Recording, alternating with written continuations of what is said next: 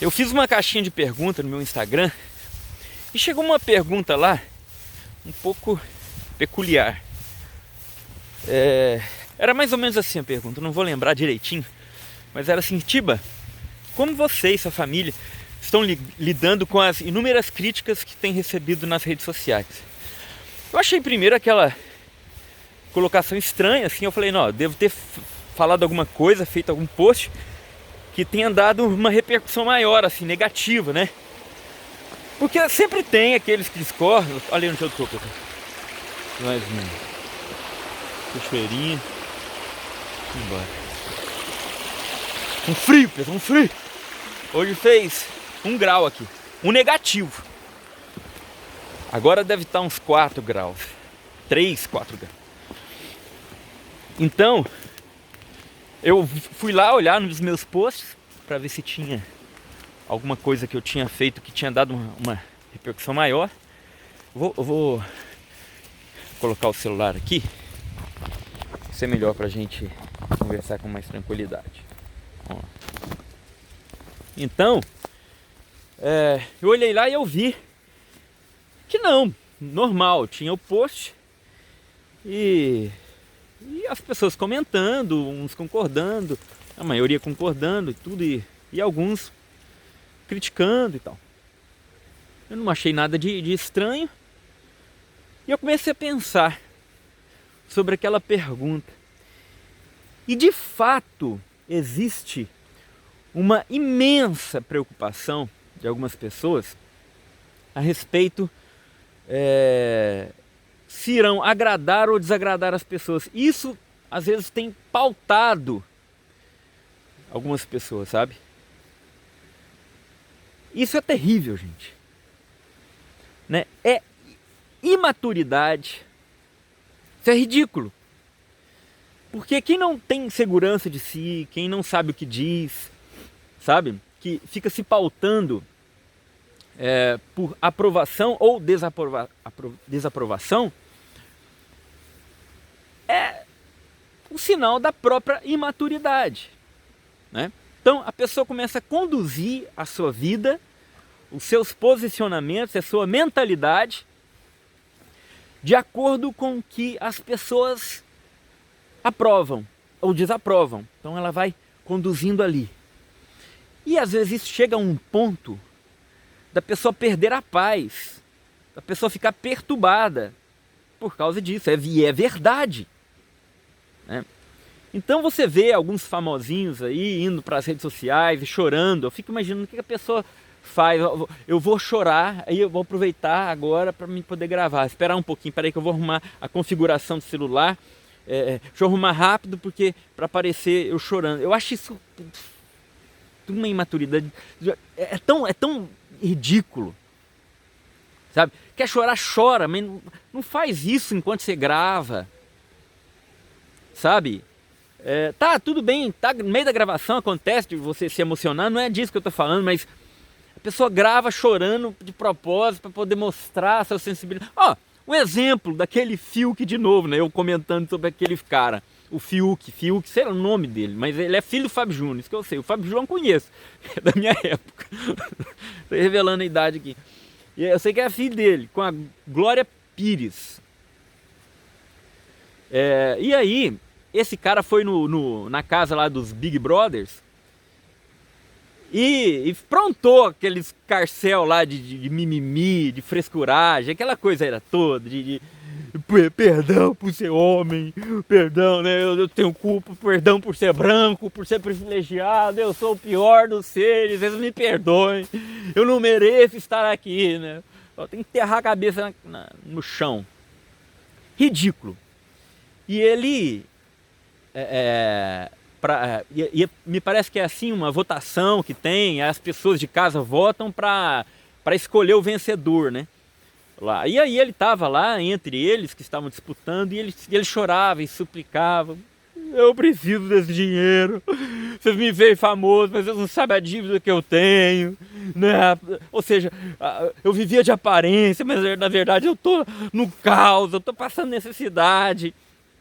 Vote em mim por causa disso, porque eu preciso desse dinheiro para poder pagar minhas dívidas. Resumindo. eu tive que vender não sei o que, não tive que vender não sei o que meu, para sair desse buraco, vou chorando. Nós estamos num tempo onde não é o mérito mais, né? Mas é a narrativa. Não é a realidade, mas é o que aparenta ser. E às vezes a gente começa a pautar a nossa vida em aprovações e desaprovações. Gente, isso não pode tirar a nossa paz. Eu conheço gente, né, pessoas conhecidas minhas que saíram das redes sociais, tiraram, apagaram tudo por causa das desaprovações pelo que falou. Nem é porque falou errado, é porque recebeu muita crítica da área militante contrária. Isso é péssimo, tá? Péssimo. O problema não é errar. Eu já apaguei stories meus depois de algumas críticas. Ó, tipo, isso. A pessoa me mostrou. Falou, tipo, eu voltei e vi. Não, de fato, está impreciso e não transpareceu aquilo que eu quis dizer. Né? E eu tirei daí, entende?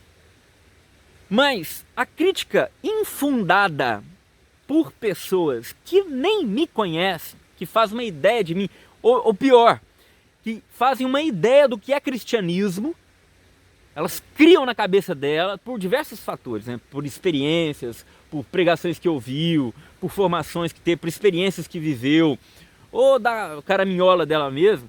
Ela cria uma ideia do que é ser um bom católico. E ela quer te colocar ali dentro, daquele quadradinho dela. Não, é exatamente isso. Se você sair desse quadradinho, você é um herege, você é um péssimo exemplo, você é um traidor da fé, você é um cara que está influenciando as pessoas. E é o que eu mais escuto assim, né, nas críticas.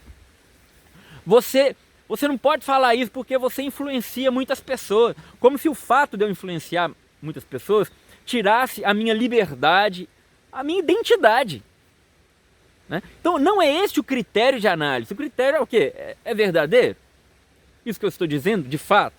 É claro também que toda opinião nossa, gente, ela nunca vai abranger todo mundo. Né? Então, quando eu estou lá respondendo inúmeras pessoas, inúmeras histórias, né? Chega um monte de perguntas, eu vou uma hora ali, claro, uma hora ou outra eu posso me equivocar, como já aconteceu, eu voltei atrás. É óbvio, mas toca o barco.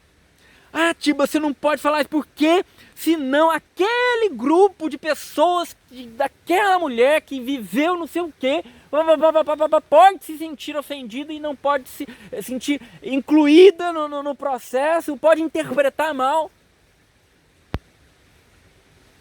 É óbvio que vão interpretar mal em algum momento o que eu vou dizer, o que você vai dizer, o que a igreja vai dizer, meu filho. Tá?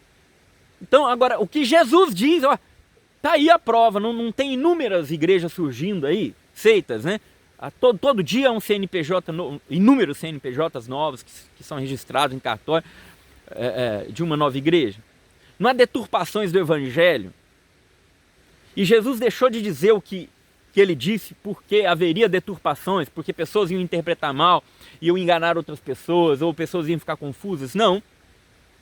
Ele conta com a nossa capacidade de raciocinar, de buscar, de estudar, de fazer um juízo correto daquilo. Por isso que ele nos deixa o magistério, a Sagrada Escritura e os ensinamentos da igreja, da tradição da igreja, para que possamos ter uma direção. Mas até mesmo o que a igreja ensina, ela não é situação por situação. Entende? A igreja, ela não tem que dar uma resposta para todas as situaçõezinhas pessoais de todo mundo. Ela não vai fazer isso. Ela dá princípios. E em cima destes princípios eu vou pautando a minha vida, as minhas atitudes, olhando os exemplos dos santos para acertar na minha vida. Entende? Agora, a pessoa quer que nós, nas redes sociais, sejamos extremamente certeiros contemplando situação por situação. Para de palhaçada. E se você cai nessa tentação, eu vou dar uma resposta, vou publicar uma coisa que não atinja ninguém. Meu filho, então o que você vai fazer da sua vida? Acaba com as suas redes sociais, tá? Fecha tudo, Porque sempre vai haver alguém que você não vai contemplar, uma realidade que você não vai contemplar. Claro, você vai explicar se houver confusões, mas você não pode criar uma ideia que todo mundo é idiota, todo mundo é retardado. Entendeu?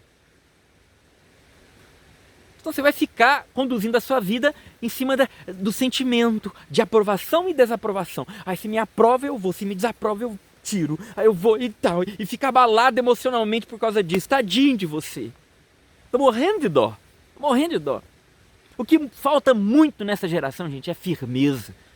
De fato, nós estamos vivendo uma geração frouxa, mole, que não aguenta nada. Tudo é ofensa. Tudo ai, ai, ai. Que dor! Você está ofendendo meus sentimentos. E nós precisamos criar uma geração de pessoas fortes. Você lê uma coisa lá que não serviu para você, pô, pula. Tá? Vai servir para alguém? Não encaixou? Ai, não. Ai, meu Deus do céu, essa pessoa me criticou. Acabou meu mundo. Ai, perdão, pessoal, perdão se houve um erro da minha parte, porque, pelo amor de Deus, aí começa esse show de horrores, de frescuras, tá? Isso é muito sério, pessoal. Entendeu? Então, a pergunta para mim feita, né, tipo, como é que você lida com as críticas que vem recebendo? O que você queria que eu fizesse? Então, eu vou começar a falar, sei lá, de flores. Vou fazer um Instagram só sobre orquídeas. Talvez eu encontre 100% de aprovação. E nem lá, porque nem todo mundo gosta de orquídeas. Tem um que vai preferir a bromélia. Eu não concordo com as orquídeas, não, porque a bromélia é muito mais bonita. Porque olha a bromélia, olha, ela se adapta melhor a esse tipo de ambiente, que é um ambiente mais do povo brasileiro. Vai ter isso aí, entendeu? Então se tranca no quarto, fica lá fechado, sem falar com ninguém. E mesmo assim você vai encontrar resistência, porque essa família vai para lá. Oh, sai daí, o que você está fazendo da sua vida? É porque pessoas que te amam estão preocupadas com você. Ou seja, meu amigo, ou você aprende a lidar com essas situações, ou você vai ser um eterno infantil, sabe? Que se pauta em aprovações e desaprovações. Aprovações ou desaprovações, né? Olha as críticas, né? Olha bem e vê, tem fundamento? Beleza, você vai crescer, vai aprender. Não tem, a pessoa que nem me conhece falando que não tem nada a ver comigo. Isso vai te afetar? Que geraçãozinha, gente. Olha, é terrível, tá? É terrível. Aí a pessoa se sente na obrigação de ter que se retratar. Não, eu tenho que me retratar por algo que eu não fiz. Vai pedir perdão por algo que não teve culpa. Entende? Não tive culpa. Talvez você esteja achando que eu esteja falando isso especificamente em relação à retratação do padre Christian Shankar. Eu falei e eu lembrei desse caso, mas eu quero esclarecer que não tem nada a ver, me veio na cabeça agora, mas que não é o caso. Você que está perdido, vou explicar um pouco o que aconteceu. O padre Christian Shankar, lá de Divinópolis, ele fez uma homilia para os católicos que estavam ali, denunciando uma educação para o poliamor, feita numa escola em Divinópolis. Ele não citou nome de professora, de psicólogo, não citou o nome da escola. Ele citou de um caso que chegou até ele, de um pai e uma mãe que ouviu o filho conversando no telefone com uma amiga, a amiga convidando aquele filho, amiga do filho, né, convidando o filho para fazer parte de um triângulo amoroso. E o namorado pegou o telefone, é mesmo, a gente está te convidando a fazer parte, porque eu concordo com isso, então seremos nós três. E o menino ficou de pensar, eu vou pensar, o menino estava perdido. Eu falei, meu Deus, nunca vi isso. Por quê? Na escola tinha acontecido uma aula, uma instrução falando sobre o poliamor. Existem várias formas de instituir uma família, de amar as pessoas, homem com 3 homens, homem com mulher, 2 homens com uma mulher, 3 homens com 4, sei lá o quê. Sei tudo. Aí ele foi denominando o que tinha acontecido. Isso deu um fuar na cidade. Deu um fuar danado. Eu sou de Divinópolis, por isso que eu sei, meus amigos todos mandando mensagem para mim. Falaram, tipo, você viu o que está acontecendo aqui e tal? E aí, o padre, ele foi muito específico, ele não falou o nome de ninguém, ele não falou escola, outra situação. E isso caiu na mão do bispo. O bispo José Carlos foi pressionado e ele lançou uma nota. Na nota, existiam vários itens ali na nota. Ele começa concordando com tudo que o padre disse, o conteúdo dele, o direito dele de se expressar, o direito da igreja se posicionar a respeito daquilo que acredita, na moral sexual católica, né? Tudo bem. Mas o bispo pediu para que o padre se retratasse, né, na forma que o padre falou, como se o padre tivesse universalizado, ou seja, generalizado, incluindo todos os professores e todos os psicólogos. E ele não fez isso na homilia. Enfim, e aí, então o bispo pede para que o padre se retrata, resumindo, da forma com que ele falou, né, irreverente e tal. E esse é um jeito do padre, o jeito dele de tratar os assuntos de forma irreverente, a forma dele fazer, e não há nada de errado nisso. Então o padre falou, fez um vídeo se retratando, assim, dizendo o seguinte: olha, eu fiz a homilia e tal, e como eu assumi obediência ao bispo, eu estou aqui fazendo essa retratação e vocês verão que, no final disso aqui que eu estou falando, que nem seria preciso de eu fazer a retratação, porque de fato eu não fui pontual, eu não, né, eu não apontei quem eram as pessoas, e por mais que tivesse apontado, né, pessoal, convenhamos, eu até devia ter falado, mas enfim. E aí, como o bispo pediu a retratação, estou aqui fazendo a retratação, mas porém, entretanto, todavia, o que eu disse permanece, a nota diz que sim, estou certo, o conteúdo é esse mesmo, a igreja tem direito de se posicionar. Mas só que o pessoal ficou só com a retratação do padre, o bispo manda o padre se retratar. O que eu acho dessa situação? Vai cair em cima daquela questão da aprovação e desaprovação. Ah, bispo, mas Atiba, mas é o bispo? Pois é o bispo. Pediu a retratação, uma retratação que eu julgo completamente desnecessária e pior, prejudicial, porque ele tira a autoridade do padre, porque o padre não cometeu aquilo que foi exigido na retratação, coloca o padre numa situação complicada sem o apoio total dele. Entende? O que deveria ser feito? Olha, um esclarecimento. O padre não se dirigiu à classe dos professores, não se dirigiu à classe dos psicólogos, não se dirigiu às escolas, ele foi genérico, né, na situação, e não apontou uma pessoa, não apontou uma escola, nada disso. Na verdade, quem criou essa confusão toda foram os grupos de psicólogos e professores que concordavam com aquele ensinamento poliamor e tudo mais. Essa que é a verdade, ficaram sentidos com a coisa, né? Sentiram-se acusados, com razão. Então o bispo acabou, de certa forma, não completamente, mas de certa forma, desautorizando o padre a falar daquela forma. Entende? Isso foi um erro, do Dom José Carlos. Porque nós estamos muito nessa mentalidade de querer agradar todo mundo. E o medo de provocar um desconforto. E a gente começa a pautar a nossa vida por causa disso. E pessoas sofrem, porque eu tenho responsabilidade sobre as outras pessoas também, e mais, sobre a verdade.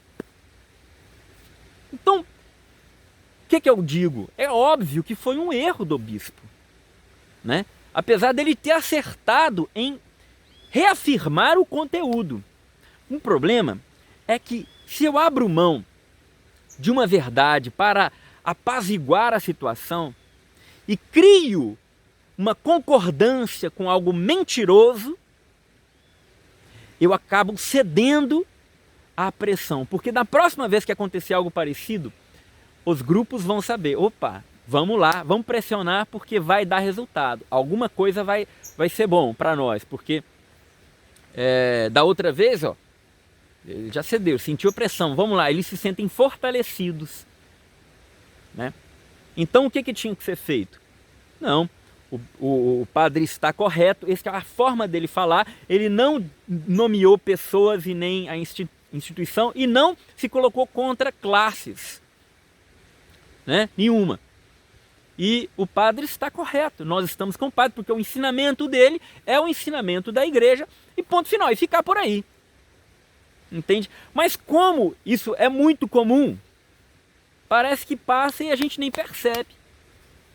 Né? Houve aquele caso também, na região ali de Porto Alegre, nos entornos ali de Porto Alegre, de um padre, Padre Luciano, que fez uma homilia, falando sobre, denunciando o espiritismo, essas falsas doutrinas que a Igreja Católica não concorda, né? E ele foi muito claro, não dá para ser católico e viver nesse tipo de coisa. E ele estava falando para o público dele, dentro da igreja, mas houve uma repercussão, as igrejas,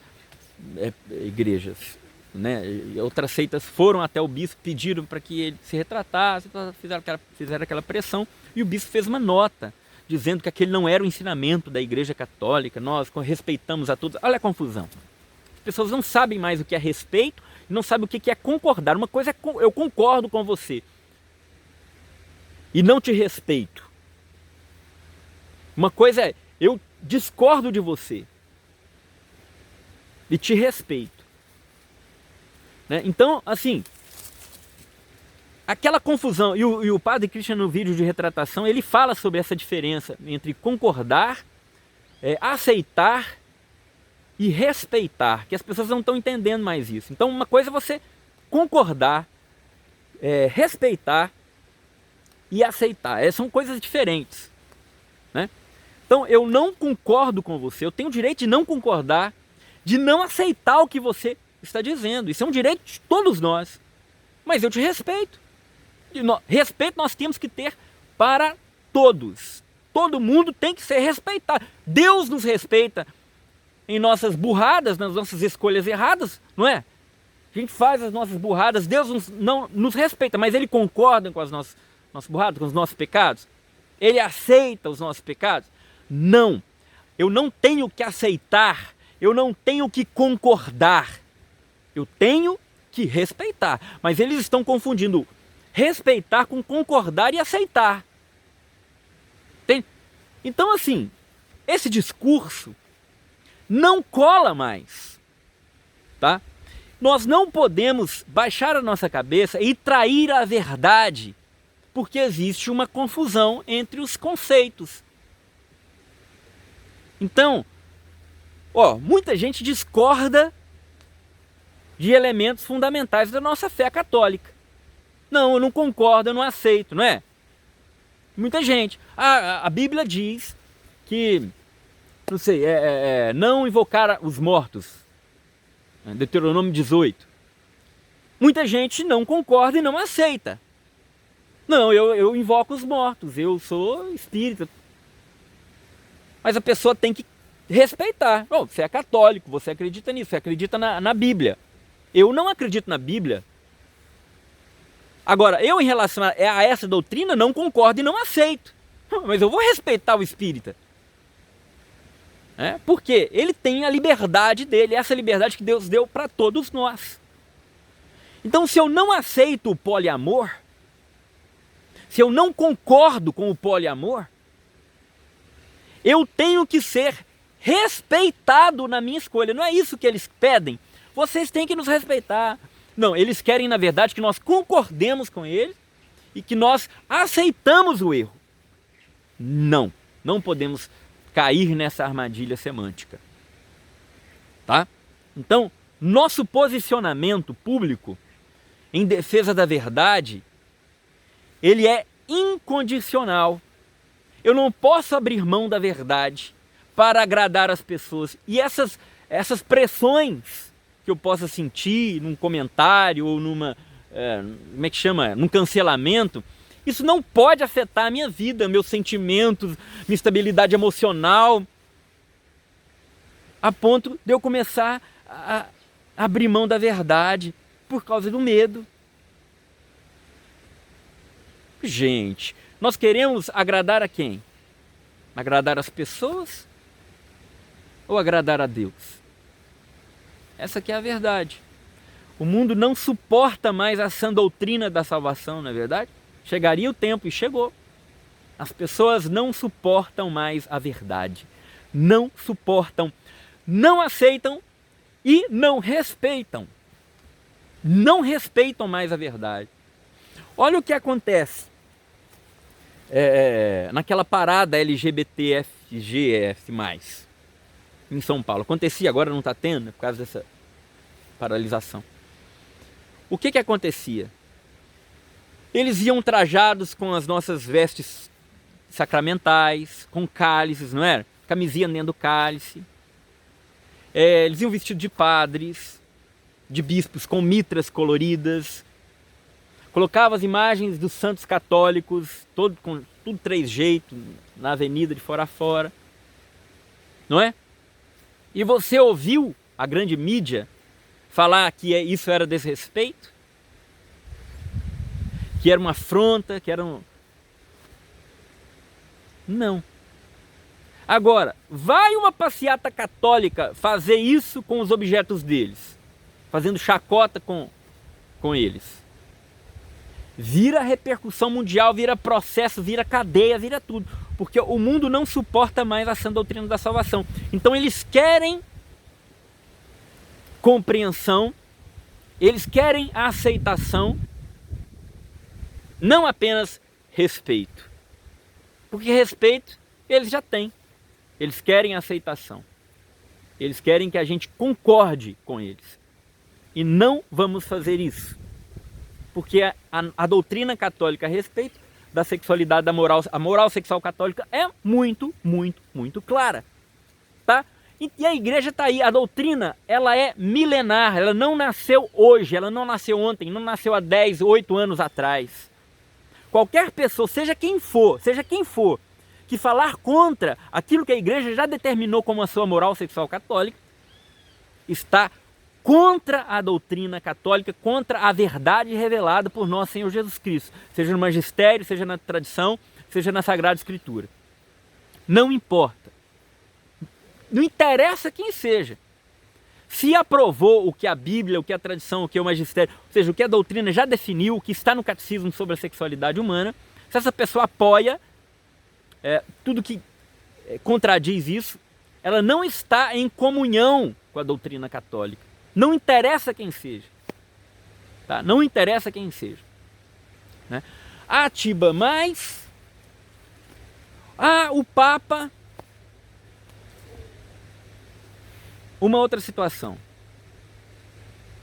E aconteceu agora que existe um padre chamado James Martin.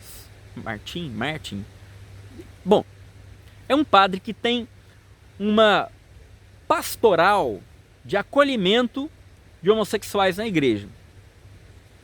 Esse padre, ele inúmeras vezes já deu problema por apoiar o casamento entre 2 pessoas do mesmo sexo. Esse padre defendeu inúmeras vezes esse tipo de coisa, claramente contra a doutrina da igreja, contra a moral sexual católica. Já esteve em passeatas e tudo mais, apoiando isso. E ele tem essa pastoral de acolhimento, encontros presenciais e tal. E já era conhecido de todos que esse padre era um problema em relação a isso. Né? E agora, recentemente, ele recebeu uma carta do Papa Francisco, assinada, a carta feita a próprio punho, assinada pelo Papa, dizendo, aprovando o ministério dele, para ele continuar fazendo aquilo, que aquilo era o estilo de Deus, né? De fazer as coisas e tudo mais. Isso deu uma repercussão muito grande. Mas, gente, a gente tem que entender o seguinte. Quando o Papa usa o seu ministério extraordinário, quando ele decreta um dogma, por exemplo, ele não erra, porque ele é um sucessor de Pedro. Né? É infalível, de fato. Porém, ele está suscetível a inúmeros erros em tudo mais que faz. Numa entrevista no avião que ele dá, ele pode errar? Pode. Numa carta que ele manda para um padre, ele pode errar? Pode. Sei lá, numa carta que ele envia para os bispos, ele pode errar? Pode. Naquilo que não é magistério extraordinário, que contempla fé e moral sobre estes dois assuntos. Nesses dois assuntos, quando ele ex cátedra se posiciona em fé e moral, ele não erra. O Papa pode errar quando ele fala de ecologia? Pode. É óbvio, porque isso não é um assunto que a igreja detém a infalibilidade. Entende? Então, quando a gente viu essa carta do Papa a esse padre, James Martin, eu não sei ao certo, acho que é Martin. Quando a gente viu essa carta, o que a gente tem que pensar na hora? Primeiro, talvez o Papa não conheça esse padre direito e não sabe do que esse padre vem aprontando e defendendo. Ah, tipo, capaz que não sabe. Eu não sei. Deveria saber. Deveria saber. É obrigação dele saber? É obrigação dele saber. Ele tem assessores para saber das coisas. Agora ele sabia? Não sei. Eu só sei que quando ele manda uma carta para um homem assim, aprovando e incentivando o ministério dele e não corrigindo em seus erros, ele escandaliza muita gente. Aqueles católicos moles, frouxos, né, que estão ainda navegando ali sem firmeza, sem raiz. Para os católicos de verdade, isso não abala. É claro que não, porque nós sabemos em quem colocamos a nossa confiança, nós entendemos o que é um ministério extraordinário, o que é um ministério ordinário, o que é uma entrevista que o Papa dá no avião, o que é uma carta para alguém que ele manda. Ele não gente, hoje é dia de São Pedro de São Paulo, né? Hoje, e o dia de São Pedro, olha, a gente entrou nesse assunto, eu nem ia entrar nesse assunto, mas talvez providencialmente. Até Pedro, que hoje nós celebramos, né, o primeiro Papa, ele foi advertido por Jesus. Que nada disso aconteça contigo, mestre. Não, jamais. O que Jesus fala? Olha para ele, sai para lá, Satanás. O que você fala não é de Deus. O mesmo Pedro escolhido por Jesus, hein, para ser Papa. O mesmo Pedro que negou Jesus 3 vezes. Foi esse que Jesus escolheu para ser o Papa. E São Pedro que foi advertido por São Paulo em relação à cultura pagã, à evangelização dos pagãos, né? Então, assim, se Pedro, o primeiro Papa, que conviveu com Jesus, falhou, não no seu ministério extraordinário, entende? Mas naquilo que é ações de um homem que quer acertar, mas que erra. Então, a primeira coisa que a gente tem que ver quando se depara com uma carta dessa do Papa a esse padre antes de achar que ele não sabia. Primeiro, o Papa não agiu, não fez um ato ex cátedra com infalibilidade sobre fé e moral. Não, foi uma carta, ok, primeira coisa. Segundo, ele era obrigação dele saber quem era o padre? Era. Mas como eu não tenho essa informação, pode ser que ele não sabia. Eu preciso pensar isso. Então, terceira coisa, a igreja é muito maior. A doutrina da igreja, ela é milenar. E a moral sexual católica é definida pela igreja. Já está ali no catecismo da igreja católica. E que é claro a respeito dos atos homossexuais. É claro. Né? Então a igreja define a própria Sagrada Escritura como um ato pecaminoso. E não se pode acolher o pecado junto com o pecador. Você acolhe o pecador, é claro, a começar por nós, gente. Nós somos os primeiros que Jesus acolheu, não é verdade? Estamos aqui, somos pecadores. Agora, Jesus aplaudiu o meu pecado, acolheu o meu pecado, incentivou o meu pecado, continua pecando, continua por aí. Claro que não. Então não posso acolher o pecado junto com o pecador. Eu tenho que acolher o pecador e mostrar para ele que o pecado dele o tira da salvação, o tira da graça. E, gente, denunciar o pecado é um gesto grandiosíssimo de caridade. Não, você que entende que misericórdia e caridade é acolher independente do que a pessoa faz, está completamente equivocado. Porque a misericórdia verdadeira, o amor verdadeiro, é aquele que acolhe a pessoa e denuncia o seu pecado. Porque o pecado não faz mal, só assim, um mal-estar, não causa só um mal-estar. O pecado tira a salvação, tira a alma da comunhão com Deus. E é um grande gesto de caridade denunciar o pecado. É um grande gesto de misericórdia denunciar o pecado. Então você está achando que está sendo caridoso, acolhendo o pecado junto com o pecador junto com o pecado? Não. Você pode estar condenando ele ao inferno, porque se você afaga o pecado, ele pode correr o risco de achar que aquele pecado não é pecado e continuar na sua vida. Entende? Tá aí. Então, gente, quando nós percebemos situações assim que pode nos escandalizar, eu preciso pensar nisso, nesses critérios que nós temos. Peraí, então ele não está agindo com um ministério extraordinário. Foi um gesto dele, não representando a igreja em fé e moral e tal, né? Pode ser que ele não conhecia o cara, ele tinha obrigação, mas só pode ser. Eu estou sendo bem generoso, tá? Para falar bem a verdade com você. E terceiro ponto, eu tenho uma clareza da doutrina, eu conheço, já existe algo que define isso aí. A igreja não começou ontem, não começou com o último pontificado, ela começou lá em Jesus Cristo, nosso Senhor, quando disse a Pedro: tu és Pedro, sobre esta pedra edificarei a minha igreja, e as portas do inferno não prevalecerão contra ela. Gente, a igreja, ela será vitoriosa, por mais que ela passe por confusões, como nós estamos passando nos dias de hoje.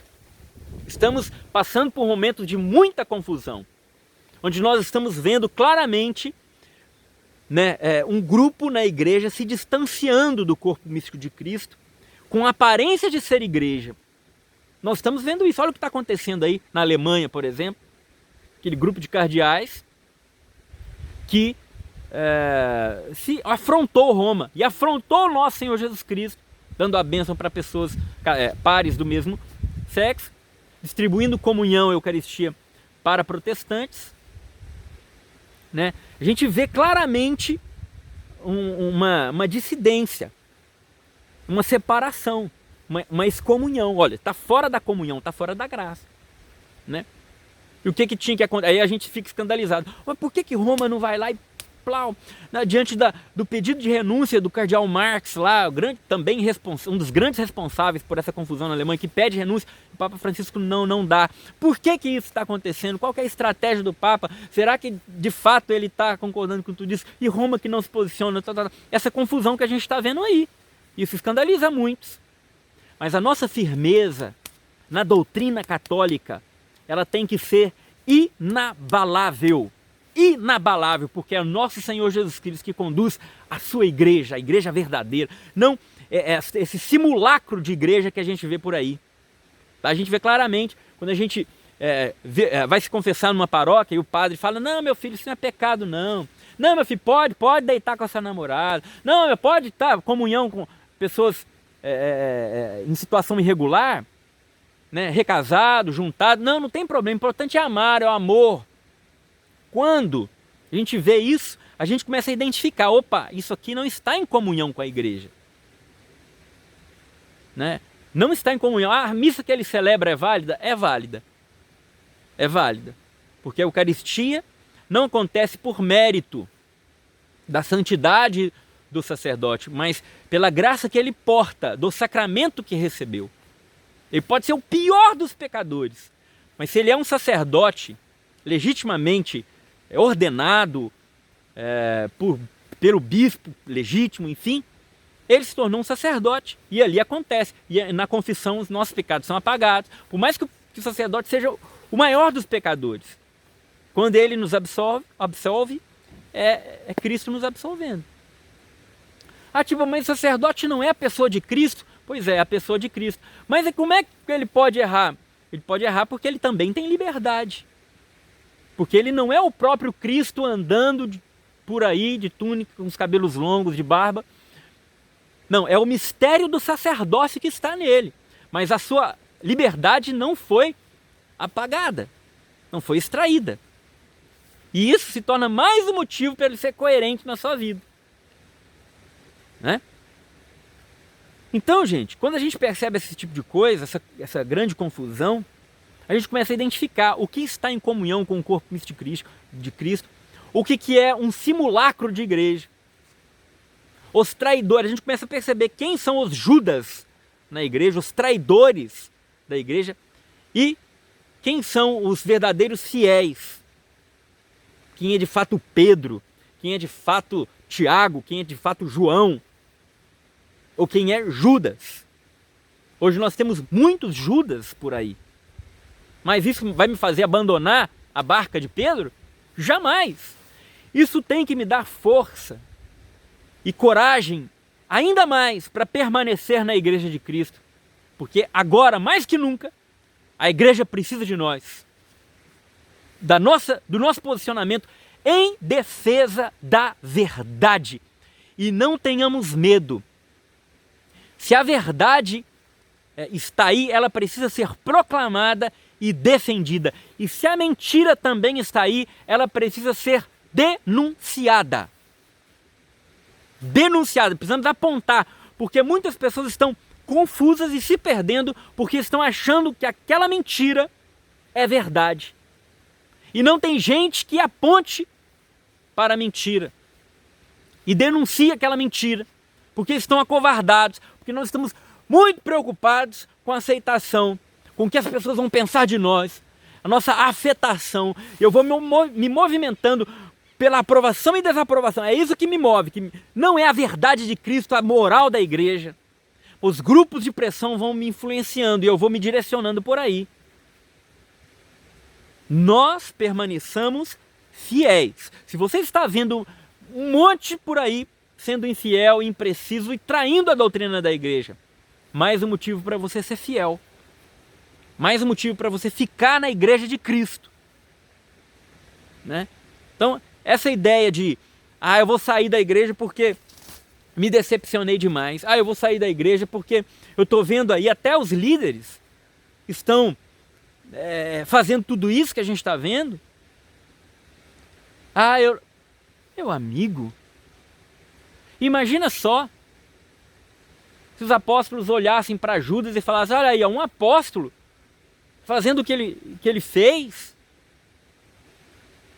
Mas eles olharam para Jesus. Jesus era a referência dele. E permaneceram firmes. Olha a história dos santos.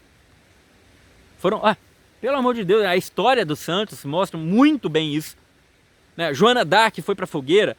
Ela não foi a igreja que queimou Joana d'Arc, foi um bispo que em desobediência, num processo ilegítimo de inquisição, tomou a frente, traindo os princípios da igreja, que queimou Joana d'Arc.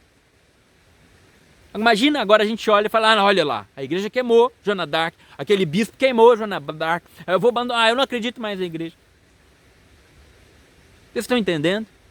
Tantos santos, e muitos que até foram excomungados pela igreja e depois reconhecidos. Não há excomunhão de fato.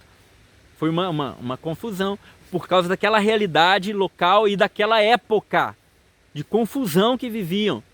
Mas a igreja permaneceu. A igreja de Cristo, sustentada pela ação do Espírito Santo, permaneceu e permanece por 2000 anos, porque as portas do inferno não prevalecerão contra ela. É promessa de Jesus Cristo a nós. E nós permanecemos na única igreja que existe, a igreja de Jesus Cristo, a única verdadeira. Não existe outra. Só existe uma. E esta verdade que incomoda muitos está sendo esquecida e não está sendo proclamada. Se o clero não faz, se os bispos não faz, nós faremos. Nós, leigos. Vamos agora, Tiba, quem é você? Não sou ninguém mesmo. Eu não sou nada. Quem é você para falar umas coisas dessas nesse vídeo? Esse vídeo até tomou outro rumo, né, gente? Bom, no geral está dentro do mesmo assunto, mas acho que é uma providência de Deus. Eu acredito que sim. Hoje, um dia de São Pedro, para que a gente firme a nossa fé em Jesus Cristo, nosso Senhor, e na sua Santa Igreja Católica Apostólica Romana. Né? Tiba, quem é você? Eu não sou nada, ninguém. Se eu tivesse amparado em dizer o que eu estou dizendo em cima daquilo que eu acredito, que veio da minha cabeça, aí eu estaria extremamente errado. Mas nada do que eu falei fui eu que criei na minha cabeça. É o que a Sagrada Escritura diz, o que a história da igreja revelou, a vida dos santos demonstrou e o que nós estamos percebendo, a realidade ao nosso redor. Tá? Nós estamos vendo a covardia de muitos dentro da igreja traindo a verdade de nosso Senhor Jesus Cristo. Verdade seja dita, todos nós nos apresentaremos diante de Deus. Não interessa, pode ser o sacristãozinho da capela do interior,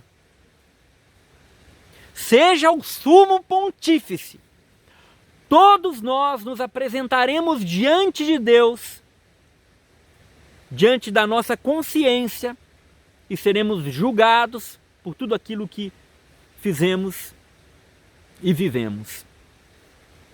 Ele é o Senhor, só existe um Deus, né? Em 3 pessoas. Então, gente, não é para abalar a nossa fé, é o contrário, é para fortalecer a nossa fé na Santa Igreja. Que católico de Araque é você que quer abandonar o barco quando mais precisa? A tempestade está mais forte. Um monte de gente remando, vamos lá, ergue a vela, né? Vamos lá, sei que lá, bombordo. Não conheço esses termos de navegação, né? Sei que lá, 20 graus a bombordo, não sei o que, pega o timão, abaixa as velas, vamos os remos, é todo mundo lá, tá? E você, de repente você vê aquilo ali, gente, o mar tá agitado demais. O que eu vou fazer? Você quer saber de uma coisa? Vou pegar esse barquinho aqui salva-vidas e vou cascar fora. E você acha que vai sobreviver nessa tempestade maluca lá fora com o seu barquinho salva-vidas, meu amigo? Não vai. É o primeiro a naufragar. Vai ser o seu barquinho, porque você quis. Não, eu tô fora disso aí. Permaneça na barca, permaneça fiel, com os remos nas mãos, erguendo ou baixando as velas, mas lutando para que a barca esteja firme no caminho, mesmo subindo e descendo ao sabor das ondas. Existe algo que está firme, que existe um caminho que é claro, existe uma doutrina que é definida, e é neste alicerce que vamos apoiar e guardar a nossa fé. É nele. Somos católicos, apostólicos, romanos, filhos dos mártires, filhos dos santos, filhos da igreja. E assim permaneceremos até o Senhor dar-nos a graça. Enquanto o Senhor nos sustentar na fé, permaneceremos fiéis, com coragem, porque se existe uma coisa que clama, que brada a justiça de Deus, é a nossa covardia. E é triste a gente ver tantos que conhecem a verdade, mas para não causar incômodos, preferem permanecer calados, acovardados. É triste. Responderemos diante de Deus por causa dessa nossa covardia. Gente, então não tem ideia dos frutos que podemos colher, que o céu pode colher, por causa da nossa audácia e amor à verdade. Um exemplo. Você conhece o ministério do padre Paulo Ricardo, né? Você conhece tudo que ele faz, o trabalho que ele faz no site, os cursos, as palestras, as formações, tudo que ele tem feito. Mas você sabe da história da conversão do Padre Paulo? Ele já era padre, uma história que ele mesmo conta, que ele estava num avião. E o padre, convenhamos, ele sempre foi muito inteligente, estudou em Roma, ele sempre foi cabeçudo. E ele sabia que ele tinha boas condições, levando em consideração tudo que ele tinha de bagagem intelectual, enfim, ele sabia que ele tinha condições de ser bispo. Mas ele sabia também que para ser bispo, ele tinha que pisar em ovos. E algumas coisas ele não podia falar, ele não podia fazer. Aquilo que acontece nos bastidores, que a gente sabe muito bem como é que é, meu amigo. E um dia, o Padre Paulo estava num avião e nesse avião houve uma grande turbulência. Gigante. Que ele viu a própria aeromoça desesperada. Então ele pensou, meu Deus, se a aeromoça que está acostumada com turbulência e ficou desesperada, de fato nós vamos morrer, nós vamos cair. E naquele momento passou um filme na cabeça dele e falou, meu Deus, o que eu fiz do meu sacerdócio? Quanta coisa eu omiti, quanta coisa eu não fiz, quanta coisa eu não falei, quanta coisa... Porque eu fiquei guardando, preservando tudo isso na possibilidade do episcopado. Ele falou, não, se eu morrer agora eu vou prestar contas para Deus diante de tudo isso que eu... E naquele momento ele bateu um arrependimento. Ele falou que ali, naquele momento, foi uma grande conversão para ele.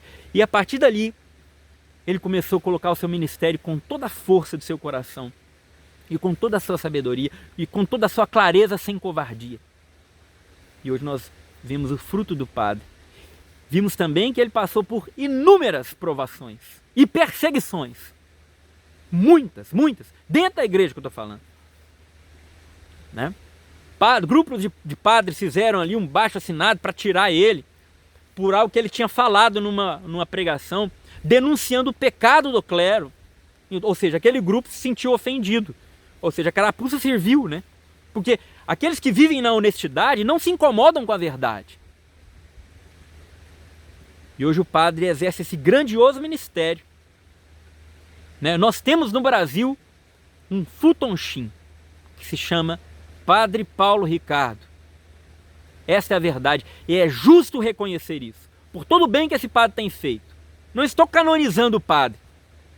Mas seria muita injustiça não reconhecer tudo que o Padre Paulo Ricardo tem feito pelo Brasil, pela evangelização do Brasil. Enfim, o que eu quero dizer é que aqueles que escolherem serem fiéis à doutrina da igreja também vão sofrer perseguições, reprovações. Então, não se iluda. Você quer agradar todo mundo, meu amigo? Ou então o mínimo de pessoas possíveis? Faça um perfil para você para falar de flor. Vai falar de orquídea, de bromélia, vai falar de rosa, vai falar de... sei lá. Vai falar disso. E aí tá, talvez você agrade poucas pessoas. Mas se você escolheu defender a fé católica, você é católico de fato, arregace suas mangas, prepara o couro, que o pau vai quebrar. Tá? E de maneira especial, você que é leigo. Nós estamos vivendo um tempo em que o leigo tem uma grande missão, uma grande responsabilidade de falar coisas que muitas vezes os sacerdotes não podem falar, porque são boicotados, são tirados de ministério, são colocados lá nas grimpas, na paróquia lá do seu PP, lá não sei na onde, entendeu? Nós sabemos disso. Se o padre faz, se o padre fala, se o padre se posiciona, se o padre defende a doutrina, se o padre defende a liturgia, aquele bispo que não gosta disso, não gosta de ouvir a verdade, proíbe ele de celebrar, proíbe ele de ter redes sociais, coloca ele na paróquia lá, sem ninguém. E muitas vezes esses padres, para que o ministério deles seja mais fecundo, eles precisam resguardar. E acaba apoiando alguns leigos que têm essa liberdade maior para anunciar a verdade intacta da sã doutrina da salvação, da Igreja Católica. Então, meu irmão, se você é leigo, minha irmã, não tenha medo de defender a verdade, com todo o respeito que exige de nós, mas falemos a verdade sem querer agradar e sem querer desagradar, mas por amor à própria verdade. Porque essa é a diferença da ética e do ethos cristão. A ética faz o certo porque existe uma lei que a obriga. O ethos cristão é o amor à verdade, né? A defesa da verdade, por amor à verdade. Então aquele viverá a verdade, defenderá a verdade, independente de aprovação ou desaprovação. Coragem, vamos em frente, pois a promessa de Cristo é para nós, né? As portas do inferno não prevalecerão contra a igreja. A igreja será vitoriosa, gloriosa. E o triunfo do coração imaculado de Maria vai acontecer. E você vai participar desse triunfo? Ou você vai ser um covarde, um dissidente, aquele que abandonou a barca de Pedro? Eu não quero estar fora da barca quando a glória do Senhor resplandecer. Deus abençoe.